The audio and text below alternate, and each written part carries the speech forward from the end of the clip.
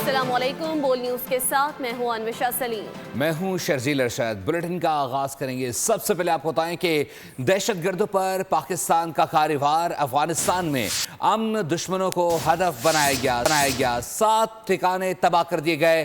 وزارت اطلاعات نے ایکشن افغانستان سے کی گئی دہشت گردی کی کارروائی کا ری ایکشن بتا دیا، واضح کیا کہ قومی سلامتی پر کوئی سمجھوتا نہیں ہوگا۔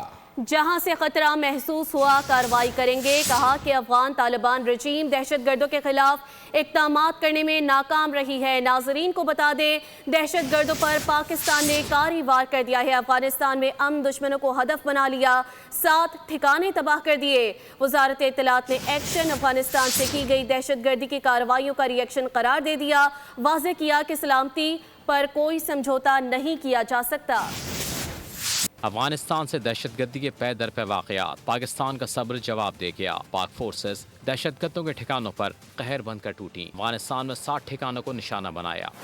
بڑی پیش رفت پر وزارت اطلاعات کا بیان سامنے آ گیا، جس کے مطابق کارروائی پاکستان میں حالیہ دہشت گردی کے واقعات کا رد عمل ہے۔ خودکش حملوں میں افغانستان میں موجود دہشت گرد قیادت اور ان کے سہولت کار ملوث ہیں۔ دہشت گردوں نے حال ہی میں اسلام آباد کے امام بارگاہ، باجوڑ اور بندو میں کارروائیاں کیں۔ ان حملوں کی ذمہ داری افغانستان میں موجود پاکستانی طالبان فتنۃ الخوارج اور اس کے اتحادیوں نے قبول کی ہے۔